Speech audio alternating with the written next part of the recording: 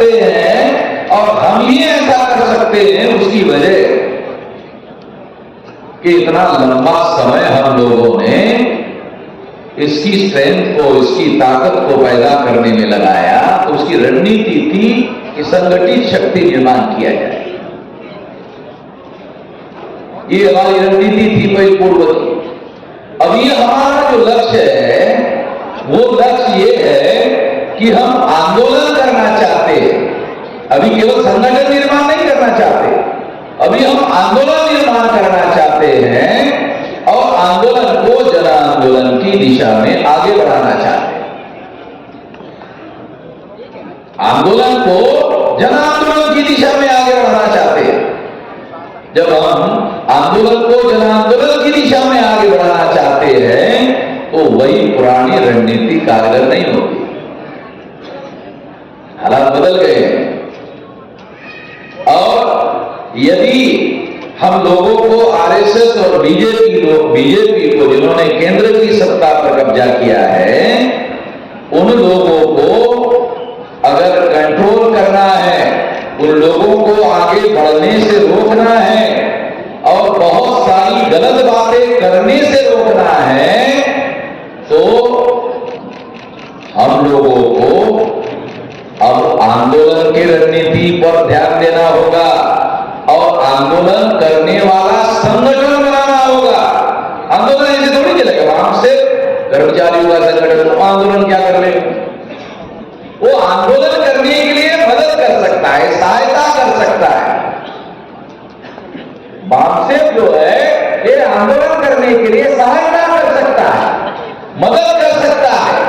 आप कर्मचारियों को बोलेंगे आंदोलन में आ जाओ, आंदोलन में कहां से आएगा, कैसे आएगा? अगर वो पकड़ा गया और 48 घंटे अगर मान लो उसको कस्टडी में रखा गया तो कितनी बिजली जाएगी? तो इस तरह से बामसेफ संगठन जो है वो इस देश में आंदोलन खड़ा करने वाला संगठन बनाने में बहुत बड़ी मदद कर सकता है, जो उसको करना चाहिए और करने के लिए लगाया है। ये ध्यान रखना। अभी बामसेफ के लोगों को हम कह रहे हैं, ये बामसेफ के लोगों को समझा रहे हैं कि रणनीति में बदलाव हो रहा है और आपको क्या करना है, बामसेफ के लोगों को क्या करना है, आप आंदोलन नहीं कर सकते, आंदोलन करने वाले लोगों का संगठन बनाओ। आंदोलन करने वाले लोगों का संगठन बनाओ। आप आंदोलन मत करो, कर नहीं सकते, आपको आंदोलन करने वाले लोगों का संगठन बनाना चाहिए। जब आप आंदोलन करने वाले लोगों का संगठन बनाओगे तो आपको आंदोलन में कूदने की जरूरत नहीं है, वो आंदोलन करने वाले लोग करेंगे। इसलिए विद्यार्थियों का, युवाओं का, बेरोजगार युवाओं का, ये जो लोग हैं आंदोलन करने वाले लोग, किसानों का, मजदूरों का, जो कर्मचारी नहीं है, ऐसे लोगों का देश में संगठन बनाना होगा। ये है बदले हुए हालात, ये करना होगा। और अगर ये हम लोग करते हैं, बामसेफ के द्वारा जो संगठन का ढांचा बनाया गया, तो बामसेफ के लोगों को बामसेफ के संगठन विस्तार का काम करने की अब जरूरत नहीं है, आंदोलन करने की जरूरत है। आंदोलन करोगे 674 जिलों में बामसेफ खड़ा हो जाएगा।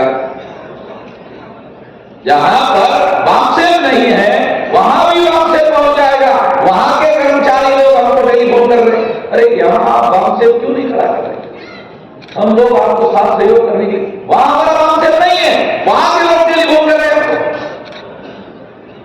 क्यों? तो सोशल मीडिया में आंदोलन देख रहे, तो उनको लगता है ये तो यहां भी होना चाहिए।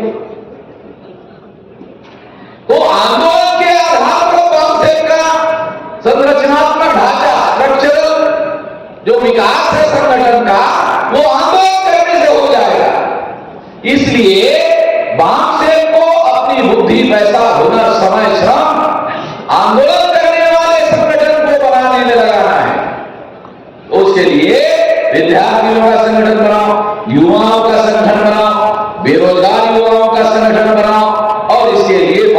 के जो कार्यकर्ता, मान लो जिले में 10-20 कार्यकर्ता है, तो हर संगठन को बनाने के लिए एक एक कार्यकर्ता की जिम्मेदारी लगाओ कि आप वहां उनको प्रभारी बना दो और उनको कहो ये संगठन बनाओ, ये विद्यार्थियों का बनाओ, युवाओं का बनाओ, बेरोजगार का बनाओ और किसानों का बनाओ, मजदूरों का बनाओ। जो कर्मचारी नहीं है उन लोगों का संगठन बनाओ। जो सरकारी कर्मचारी नहीं है, लेबर है, 45 करोड़ लोग इस देश में लेबर फोर्स है। इस देश में जो किसान अपने खेती में अन्न पैदा करते हैं या फसल पैदा करते हैं, वो मजदूरों के बगैर ही करते हैं। ऐसा दुनिया में क्या होता है? मजदूरों के बगैर खेती में फसल पैदा नहीं हो सकती, या इंडस्ट्री में लेबर के मदद के बगैर कोई इंडस्ट्रियलिस्ट अपना प्रोडक्शन पैदा नहीं कर सकता। 45 करोड़ लोग हैं लेबर फोर्स। अगर ये 45 करोड़ लोग जो है, अगर आप अपने आंदोलन का हिस्सा बनाओगे तो उसमें संगठन बनाना पड़ेगा ना, उसके एरिया में घुसकर संगठन बनाना पड़ेगा ना। अब उसके एरिया में घुसकर संगठन बनाना है तो क्या तरीका है? बामसेव के जो कार्यकर्ता है उनको जिम्मेदारी लगाओ, वो करो कि लेबर फोर्स को इकट्ठा करने के लिए संगठन बनाओ। लेबर फोर्स को इकट्ठा करने के लिए अगर संगठन बना लेते हो तो वो 45 करोड़ लोगों का जो लेबर फोर्स है, वो लेबर फोर्स आज ब्राह्मण जो पार्टियां हैं या ब्राह्मणों के जो फोर्स है, उनके ट्रेड यूनियन है, वो ट्रेड यूनियन उनकी किसी समस्या का समाधान नहीं करने वाले। हम लोगों ने जब पेंशन का मुद्दा नेशनल एजेंडा में लाया, हमने जब लाया तो ट्रेड यूनियन के लोगों को लगा ये तो इनके साथ चला जाएगा लेबर फोर्स। समझ आ गया? ये वामसेव के लोगों ने, वामन मेश्राम ने अब ये पेंशन का मुद्दा नेशनल एजेंडे पर लाया और वो कह रहा है कि अगर हम लोग दिल्ली में गए तो हम लोग 72 घंटे में पुरानी पेंशन लागू कर देंगे। तो बोलते अभी इसके लिए पैसा कहां से आएगा? तो कर्मचारियों से आप लोग बहुत सारा पैसा तो पहले ही काट लेते, नहीं काटते? सरकार काटती ना भाई, और मैंने काटती है, तो वो पैसा कहां गया? वो कहां गया? वो पैसा आप उद्योगपतियों को इंडस्ट्री चलाने के लिए लगाते हो तो उसके बदले में पैसा मिलना चाहिए।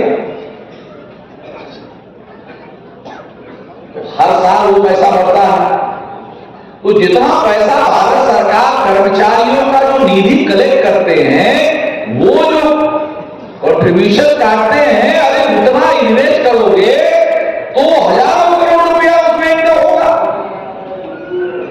और वो पैसा आएगा, वो फिर रीइन्वेस्ट होगा, फिर रीइन्वेस्ट होगा। 30-35 साल तो कर्मचारी काम करते हैं, 30-35 साल में पता नहीं चला कितना होता है। इतना पेंशन देना भी नहीं पड़ता, इतनी पेंशन देना भी नहीं पड़ता, और पेंशन देने के दौरान भी वो पैसा सरकार के पास ही रहता है।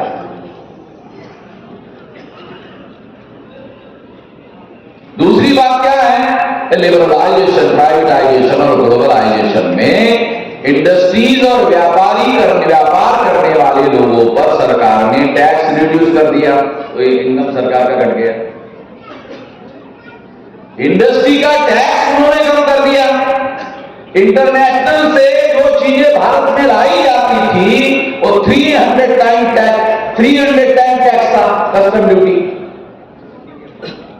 ड्यूटी 300 टाइम्स था, वो 30% रह गया। इसका मतलब है कि आपने 70% टैक्स में कंसेशन दिया इंडस्ट्रीज को। अब पैसा सरकार के पास कहां से आया? मतलब ये है कि आपने पैसा जो इकट्ठा करने के तरीके थे वो इंडस्ट्रीज को बेनिफिट दिया, और वो इंडस्ट्रीज के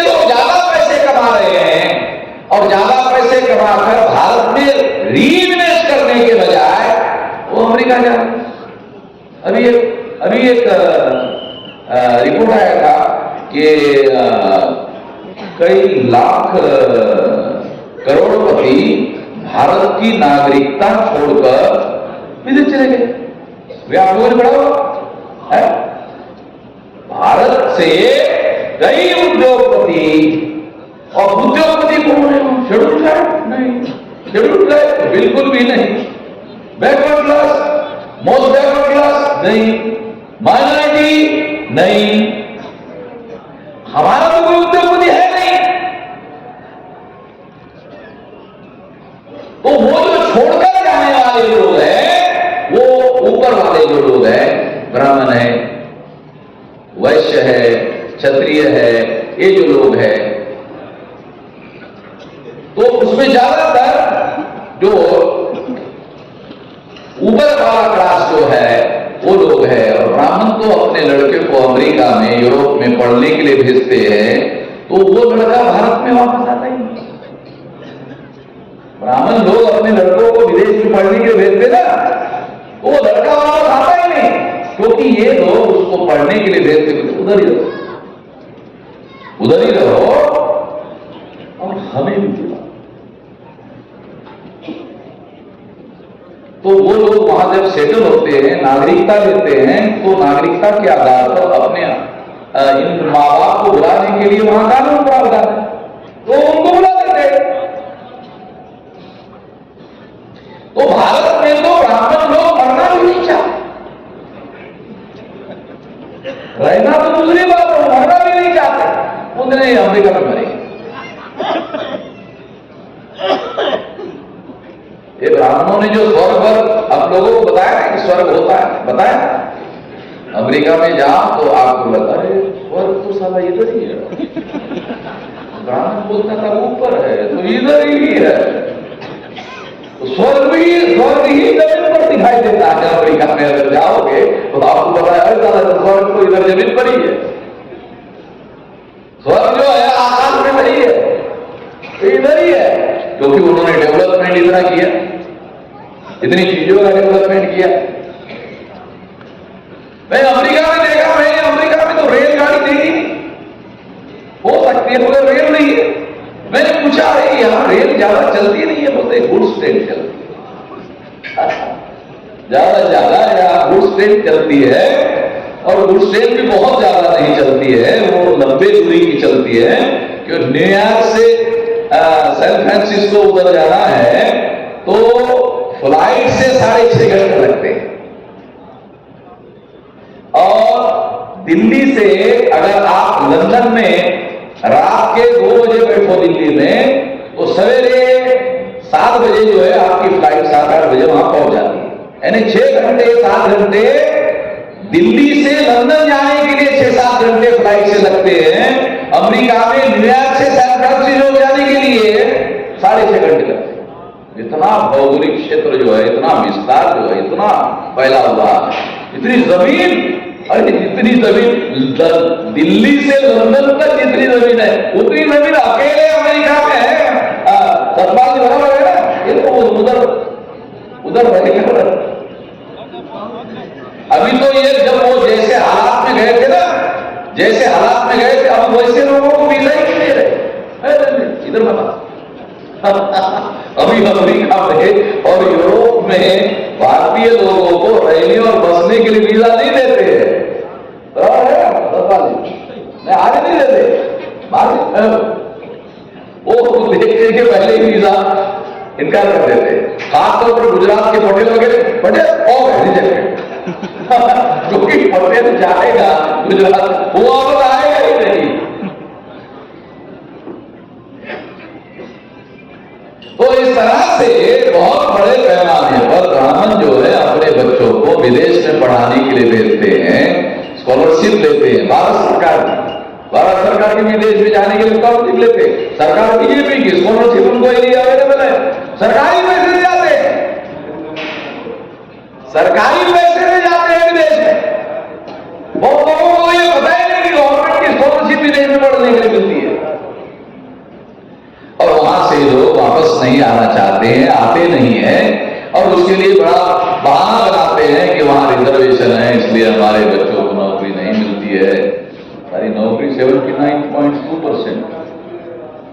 महंगा ही है।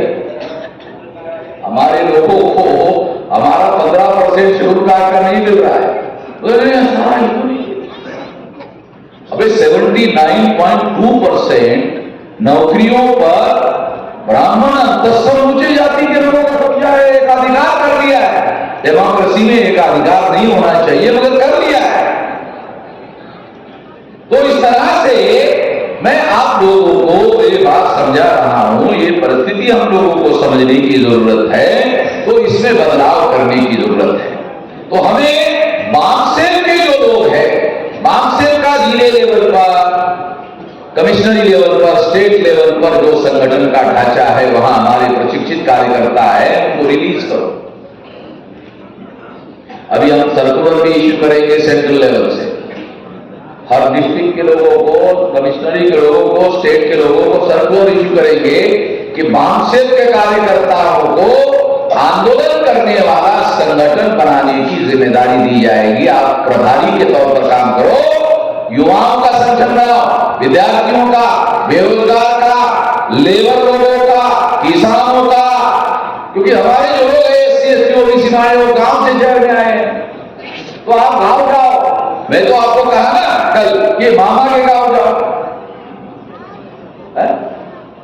मामा का गांव है तो वहां बैठने उठने की तो जगह है, खाने पीने मामा है, तो मामा का मतलब समझ लो क्या है?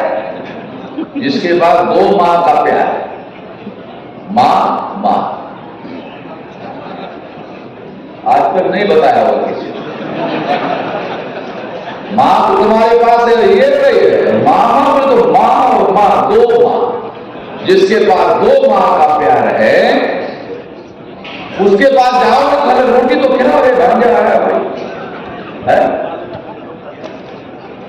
तो आपको वहां मामा के पास जाओगे तो 10-5 लोगों की मीटिंग भी मामा ही करवा देगा। और जो बाप का गांव है वो तो आपका ही गांव है। अगर इसका सहारा लेकर भी अगर आप ये करोगे तो मैं आपको कहता हूं कि अगर एक कार्यकर्ता एक जिले में एक कार्यकर्ता को एक तहसील का प्रभारी बना दो तो 100-150 गांव है, 1-3 महीने में हर गांव में जाके आ सकते हैं। और गांव में जाकर आओ, मीटिंग करो, दिन भर प्रचार करो, शाम को 6 बजे मीटिंग करो, तो 100-50 लोग उसमें हाजिर हो जाएंगे और आपको काम करने के लिए 8-10 लोग वहां मिल जाएंगे एक दिन में। ज्यादा समय में गांव में कोई जाता ही नहीं, गांव के लोगों को कोई समझाता ही नहीं। मैं जब पढ़ाई करता था और पढ़ाई करने के बाद साल में 2 महीने छुट्टी के लिए जाता था, तो गांव के लोगों को जब मालूम होता था कि मैं आ गया तो अपने से आते लोग मेरे पास, अपने से आते। क्यों? क्योंकि मैं वहां आते इसलिए कि मैं उनको बहुत सारी बातें समझाता, विचारधारा की बातें समझाता, उनको कोई समझाता ही नहीं था। तो गांव के लोगों को आप जिंदा संपर्क करो, जिंदा संपर्क रखो। आपने गांव में पैदा हुए, शहर में आ गए और गांव में जाने। हमारे लोग गांव में हैं, सबसे ज्यादा संख्या में गांव में हैं। गांव में जाओ, गांव में बहुत ज्यादा समझाना नहीं पड़ता है। कम से कम समझाने के बाद भी 8-10 लोग काम करने के लिए आपके साथ राजी हो जाएंगे। और इस तरह से यदि आप अपना काम करो तो ये काम करने के लिए मार्क्सेट के लोगों को कार्यकर्ता रिलीज करने कि मार्क्सेट तो बनाया इसलिए ना, मार्क्सेट बनाने के लिए मार्क्सेट थोड़ी बनाया, मार्क्सेट for payback to society. Kanshiram ji ने इसका सिद्धांत बनाया, मार्क्सेट का लिए और पेबैक टू सोसाइटी। सोसाइटी को पेबैक करने के लिए बनाया, क्योंकि फुले शव अम्बेडकर के पेरियार के आंदोलन का तो आपका फायदा हो गया। अभी आपको धोरा क्या, अब आपको जमीन होगी नहीं, अब कौन सी नौकरी चाहिए आपको? फुले शव अम्बेडकर पेरियार के आंदोलन की बदौलत नौकरी मिल गई, रिजर्वेशन में आपको बेनिफिट हो गया। अब आप क्या करोगे? अब दूसरा रिजर्वेशन लेना चाहते हो तो वो आपके बच्चों को मिलेगा, आपके रिश्तेदार को मिलेगा, आपके समाज के लोगों को मिलेगा, आपको तो नहीं मिलेगा। तो आपको इसके लिए कुछ करना चाहिए। आपको इसके लिए कुछ करना चाहिए। इसके लिए कुछ करना है तो आपको क्या करना होगा? संगठन बनाओ। संगठन किसका? आंदोलन करने वाला संगठन। अभी संगठन के लिए संगठन नहीं, आंदोलन के लिए संगठन बनाओ। तो ये संगठन भारत मुक्ति मोर्चा का, बहुजन क्रांति मोर्चा। बहुजन क्रांति मोर्चा क्या है? बहुजन क्रांति मोर्चा सदस्य बनाने वाला संगठन नहीं, ये संगठनों को सदस्य बनाता है। हमारे समाज में छोटे छोटे संगठन होते हैं, गली मोहल्ले में संगठन होते हैं, और आजकल गली में संगठन बनाने वाला आदमी भी राष्ट्रीय अध्यक्ष होता है और वो अकेला ही होता है, उसको कोई राष्ट्रीय अध्यक्ष बनाता भी नहीं, फिर भी होता है। तो ऐसे ही संगठन है। तो इन लोगों को जब आप समझाओगे तो वो संगठन बहुजन क्रांति मोर्चा के बैनर के नीचे आ जाएंगे। बहुजन क्रांति मोर्चा ये संगठनों के लिए मंच उपलब्ध करवाया गया ताकि संगठनों को इकट्ठा किया जाए। क्योंकि हमारे लोग मुझे सलाह देते, मेजरम जी अब नेताओं को क्यों इकट्ठा नहीं करते?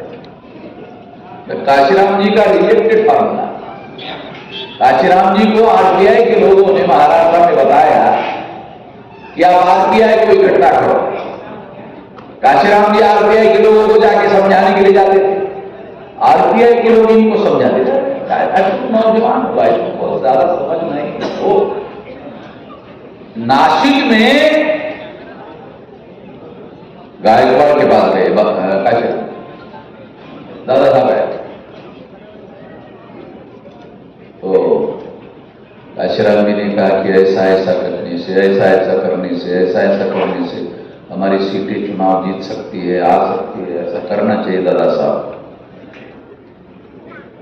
दादा साहब ने काशीराम की पीठ पर नौजवान, एक तो पंजाबी हो, तुमको महाराष्ट्र का समझ में नहीं आया। पंजाब क्यों? राजनीति इतना आसान नहीं है जैसा तुम समझ रहे हो, कह रहे हो। तुम नौजवान हो, तुमको मालूम नहीं, ऐसा नहीं हो सकता, नहीं हो सकता। वो काशीराम जी जिंदगी भर बोलते रहे, ये महाराष्ट्र से मैंने सीखा, नहीं हो सकता, ये मैंने सीखा महाराष्ट्र से, नहीं हो सकता। यूपी झाली पाई, मराठी में एक शब्द बोलते थे, यूपी झाली पाई। तो उनको ये बात समझ में आई कि आरपीआई के लोग मेरी मानने वाले नहीं है और मुझे सलाह दे रहे हैं, इसका मतलब है ये मेरी मानने वाले नहीं है, तो मुझे अब महाराष्ट्र छोड़ना। उनका फार्मूला काशीराम जी ने रिजेक्ट किया और महाराष्ट्र छोड़कर यूपी आ गए और यूपी आकर उन्होंने अपने फार्मूले पर काम किया और मायावती को 4 बार मुख्यमंत्री बनाया और बनाकर दिखाया।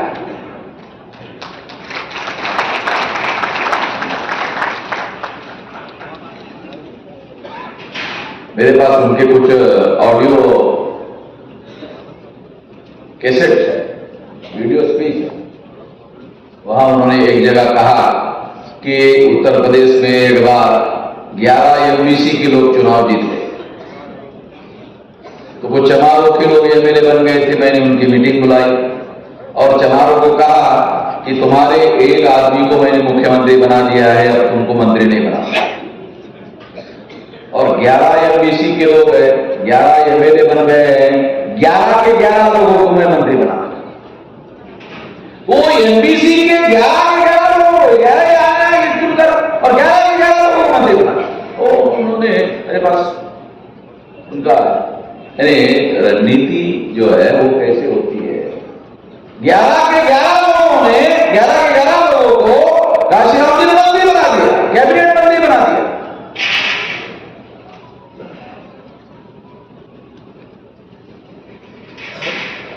कैबिनेट मंत्री बनाने के बाद 8 दिन के बाद वो एमबीसी के जो एमएलए मंत्री बनाए काशीराम जी ने, वो उनको मिलने के लिए आए। काशीराम जी ने पूछा क्या कहना है, क्या कहते? नहीं, हम अपने अपने इलाके में आपका कार्यक्रम लगाना चाहते हैं। क्यों? हम वहां ये कहना चाहते लोगों को, बहुजन समाज पार्टी हम पिछड़ों की एमबीसी की पार्टी है, हम ये हमारे लोग कहना चाहते। हो गया विस्तार। कांग्रेस ने प्रचार किया चमारों की पार्टी, एमबीसी के 11 लोगों को मिनिस्टर बनाया। वो काशीराम जी के पास आए, कहा कि हम अभी प्रचार करेंगे, ये हमारी पार्टी है, ये जमात पार्टी नहीं है, ये हमारी एमबीसी की पार्टी है।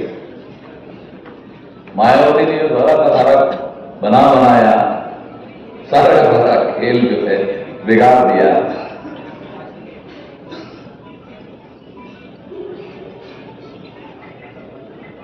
मायावती की विशेषता है, किसी की नहीं सुनती।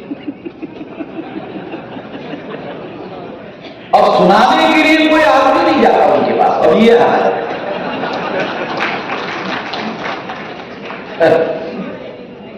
अभी पिछले चुनाव में मायावती का एक एमएलए चुनकर आया और 12% वोट बचे। मायावती के पास 29.6% वोट था, वो घटकर 12% हो गया। 12% से एक भी एमएलए और एक भी एमपी चुनकर आने वाला नहीं है। अभी चुनाव होगा, एक भी नहीं आने वाला है।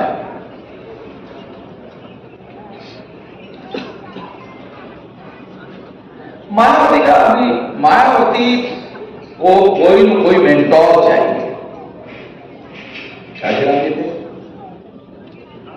तो मायावती का जो विकास है वो मेंटोर के नीचे होता है कि कोई न कोई उसका संरक्षक होना चाहिए, तभी मायावती मुख्यमंत्री बनी, वो आगे बढ़ी। पहली बार जब मुख्यमंत्री बनाया था प्रोफेसर साहब मायावती को, 6 महीने मुख्यमंत्री बनाया था, मायावती को क्या था? सवेरे 8 बजे चीफ सेक्रेटरी काशीराम जी को मिलने गया और सवेरे 8 बजे काशीराम जी चीफ सेक्रेटरी को कहते थे दिन भर क्या करना है। मुख्यमंत्री मायावती, काम सारा काशीराम जी लेके।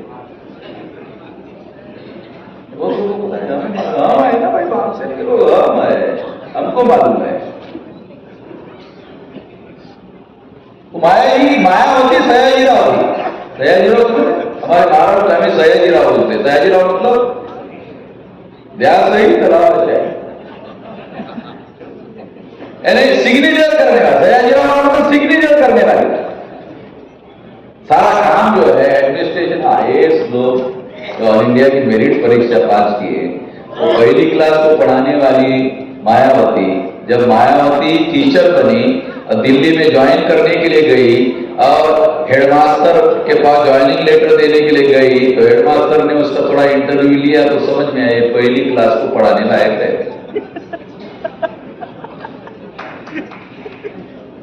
आपको जो सही है मैं ही बोल सकता हूं, दूसरे लोग नहीं बोल सकते ये बात। उसकी कितनी अकल है मैं जानता। महाराज के पास हम है ना बनाने, मानसिक वाले लोग है ना बनाने वाले।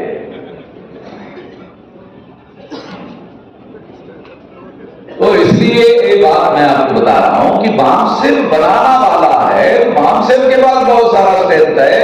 अगर हम लोग इस देश में जो आंदोलन करने वाला फोर्स है, वो आंदोलन करने वाला फोर्स जो है उसको संगठन का शेप देना पड़ेगा।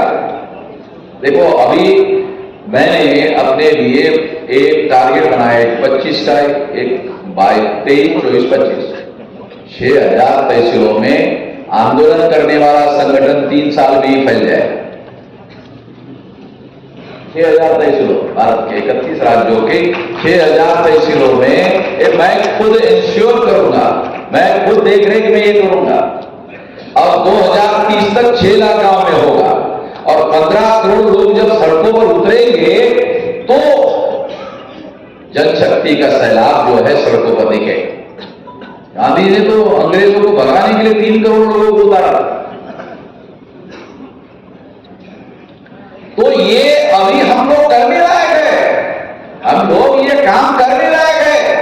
हमारे पास बामसेव का इंफ्रास्ट्रक्चर डेवलपमेंट है, बड़े पैमाने पर है और वहां प्रशिक्षित और दक्ष कार्यकर्ता है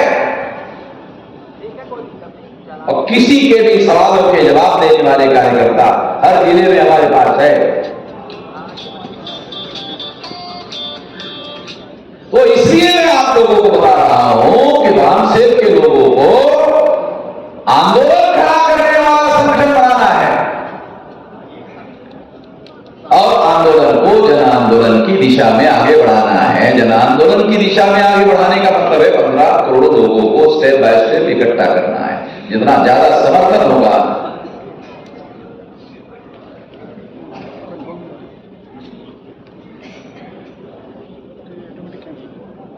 वो, इसलिए ये बात खास तौर पर मैं आपको समझा रहा हूं और इसके लिए वामसेव के लोगों को हम अभी सर्कुलर इशू करेंगे। ये आपको वहां मैन पावर रिलीज करो, एक आंदोलन करने वाला संगठन खड़ा करने के लिए मैन पावर रिलीज करो, वो ये काम करेगा। उसको वामसेव के संगठन का ढांचा बनाने की जरूरत नहीं हो तो बन गया। आंदोलन करने पर ज्यादा जोर लगाना है।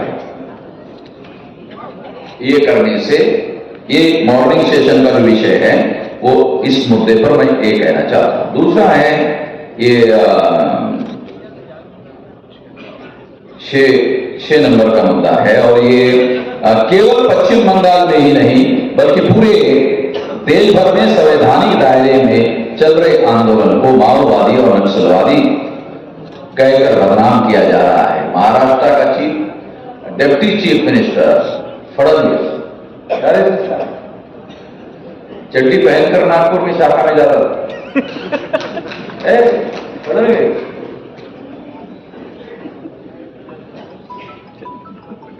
हम जानते हैं उसको। मेरे पास भी 2 असिस्टेंट पुलिस कमिश्नर भेजा था बॉम्बे, जब मेरा आंदोलन चल रहा था। वहां 2 असिस्टेंट पुलिस कमिश्नर और माने को मालूम है क्योंकि मैं डायरेक्ट बात नहीं करता था, मुझे माने से बात। तो वो मेरे पास प्रस्ताव लेकर आए, मुख्यमंत्री आपसे बात करना चाहता है। मैं नहीं कर मैं नहीं करना क्या कहना क्या। उसने सोचा यार के लोग जैसे बिकाऊ माल होता है वैसे ही वाम मिश्रा भी बिकाऊ होगा। अरे हम लोग अभी तो खरीदने लायक हो गए हैं। अभी हमी जो है वो खरीदने लायक हो गए हैं। अपना काम करने के लिए हम लोग फुल टाइम हम लोग लगा रहे हैं तो उनको मानधन दे रहे हैं तो खरीदने लायक तो है भाई। काल्पनिक बातें थोड़ी कर रहे हैं। अभी हम ह्यूमन रिसोर्सेज अपने काम के लिए लगा रहे हैं, काल्पनिक बातें नहीं कह रहा। और आने वाले समय में ये जब 6 लाख गांव में हो जाएगा तो आप देख करके हैरान हो जाओगे कि हर गांव में हमारा एक कार्यकर्ता जो है वो फुल टाइम के तौर पर काम करेगा। उसको मानधन देने की भी जरूरत नहीं रहेगी। इस तरह का माहौल जो है वो तैयार होगा। तो ये उन लोगों को समझ में आ रहा है। जब 6 अक्टूबर का हमने वहां आंदोलन करने का ऐलान किया और उसकी वजह थी कि दिल्ली में हरियाणा का राखीगढ़ी का सेंटर है ना, हरियाणा में है।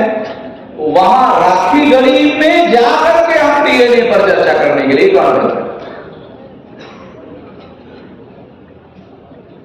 है। बहुत सारे लोगों को शायद ये मालूम नहीं है कि राखीगढ़ी में डीएनए का कार्यक्रम हमने राखीगढ़ी में जाकर कार्यक्रम करने का प्लान है।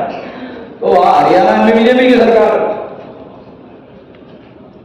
वो हरियाणा में मुख्यमंत्री कौन है? खट्टर। ये खट्टर पाकिस्तानी है। नहीं रियल बता रहा मैं, उससे मेरी कोई दुश्मनी नहीं है। ये आजादी के दौरान पाकिस्तान से भारत में आया, पाकिस्तानी तो है। एक खट्टर जो है तो वो मैं हरियाणा में जाकर रहा, इधर उधर क्या है, उसकी ही भूमि पर जाकर कहा है खट्टर ये पाकिस्तान से आया हुआ। हमने इसको बना दिया हुआ, अब ये मुख्यमंत्री हो गया है।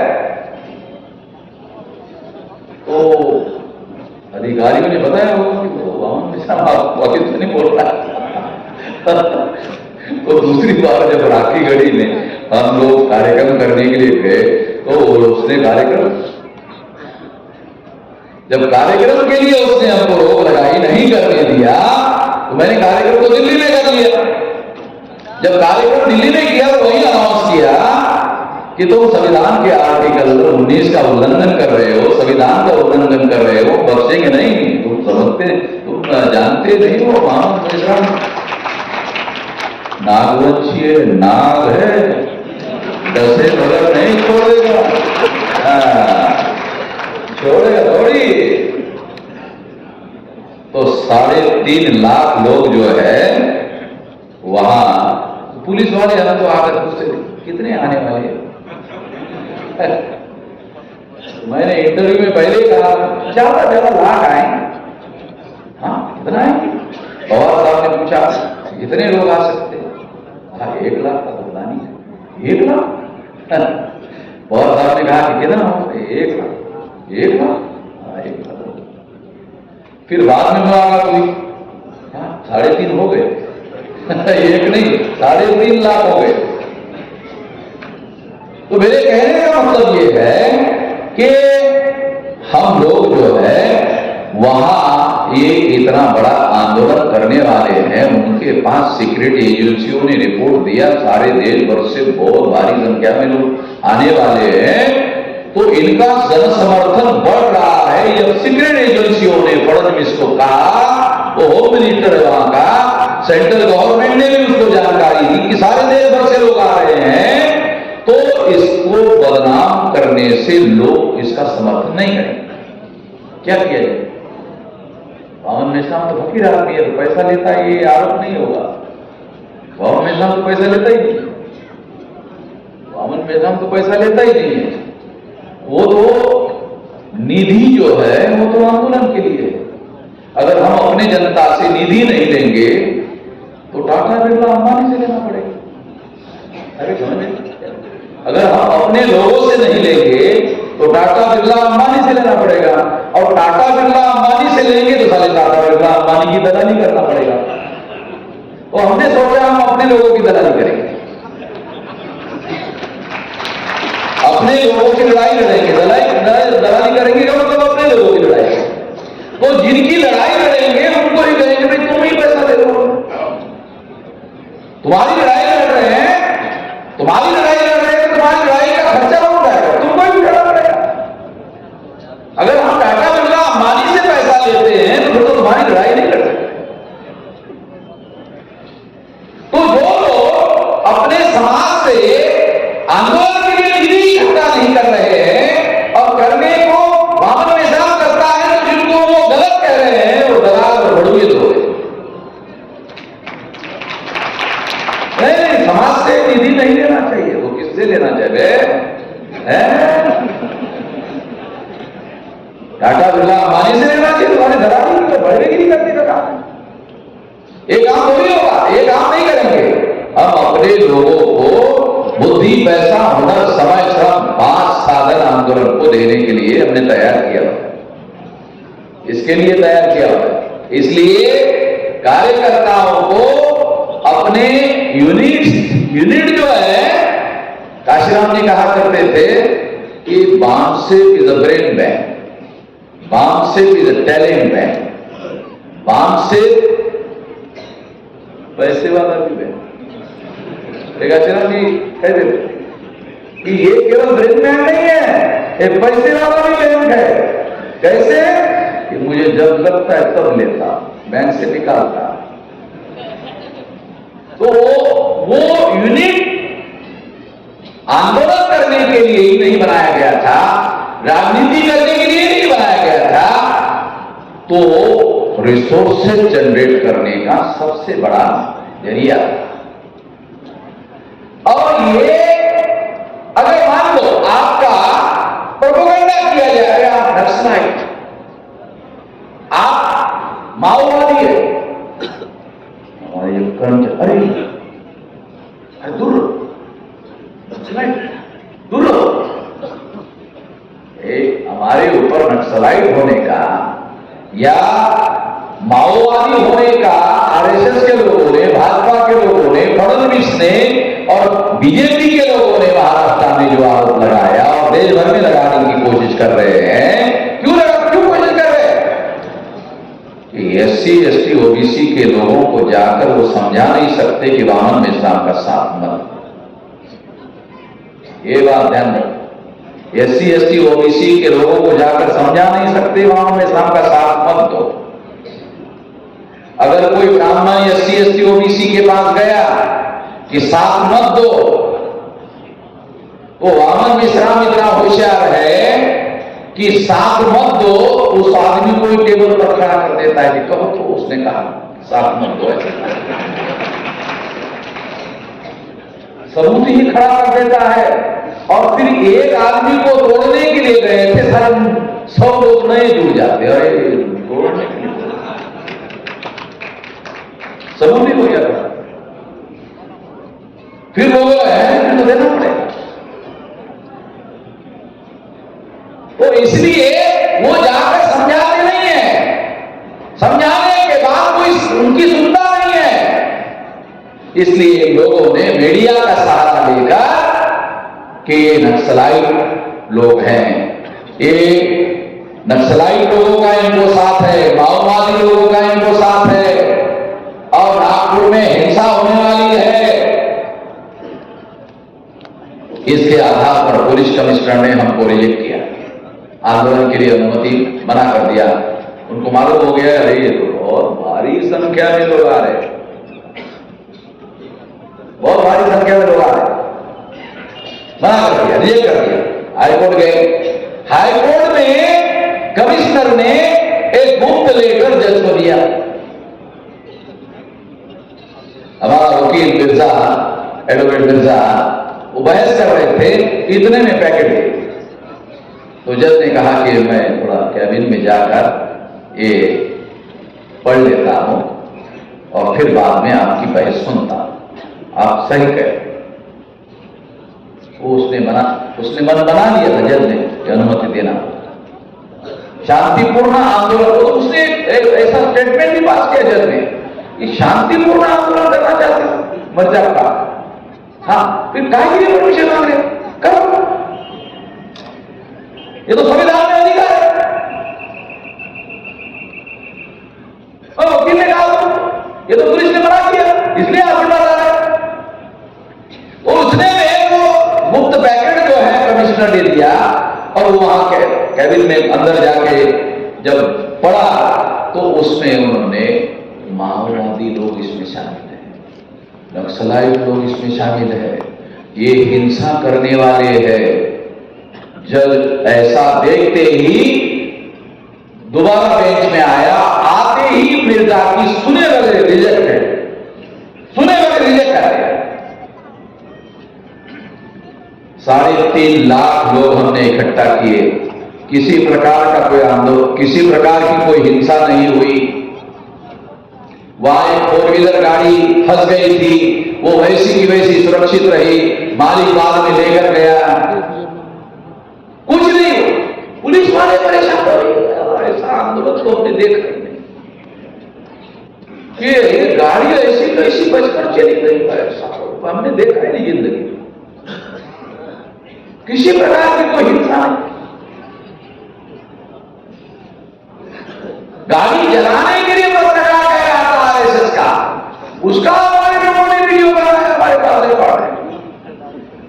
मगर हिंसा करने के लिए हमारे लोगों ने मना किया कि हम हिंसा नहीं करेंगे, आप हमको अरेस्ट करना चाहते हो, नहीं हिंसा करेंगे, आपको अरेस्ट करना है, हम आंदोलन शांतिपूर्ण करेंगे, हमको आपको अरेस्ट करना है, ले जाओ, मगर हिंसा नहीं करेंगे।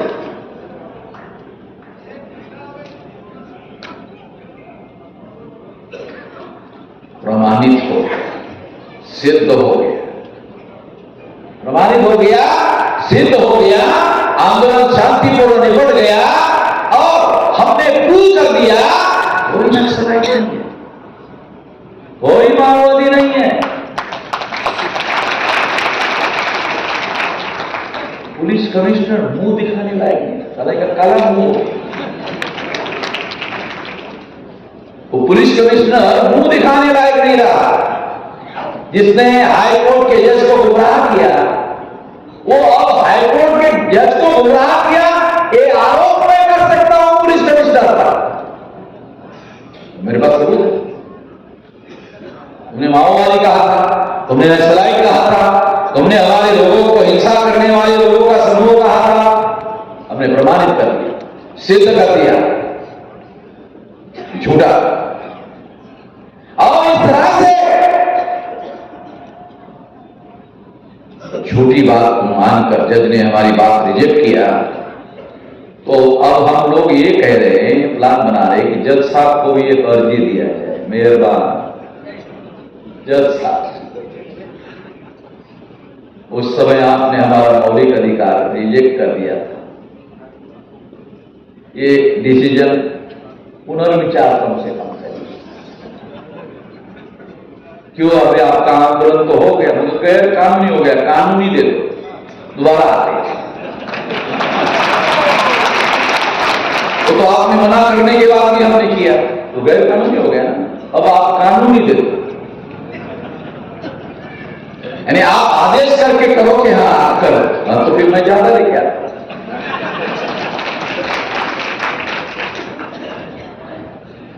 तो अभी हमारे पास इतना माहौल इतना है कि हमने कोई हिंसा का साथ नहीं, हिंसा पर यकीन नहीं हमारा। एक बात ध्यान रखो कि ये जो आंदोलन हम लोग चला रहे हैं, ये आंदोलन का हिंसा पर हमारा कोई यकीन नहीं है, एक बात। दूसरी बात, हिंसा करने का काम सरकार ज्यादा बड़े पैमाने पर कर सकती है, ध्यान रखो, सरकार ज्यादा बड़ी हिंसा कर सकती है। तीसरी बात, सरकार के पास ज्यादा हथियार है, तीसरी बात। चौथी बात, वो जब गोलियां मारकर लोगों को मार देते हैं तो हाईकोर्ट में लिख कर देते हैं कि पुलिस वालों की जान खतरे में थी, सिक्योरिटी एजेंसियों की जान खतरे में थी, तो सेल्फ डिफेंस में हमने गोली मारी। कोर्ट उनकी बात को स्वीकार कर लेता है, तो सरकार तो ज्यादा बड़ी हिंसा कर सकती है, सरकार ज्यादा बड़ी हिंसा कर सकती है, उनके पास ज्यादा बड़े हथियार है, ज्यादा संख्या में अधिकार है। इसलिए हम लोग किसी स्थिति में भी हिंसा करने के पक्षधर नहीं है।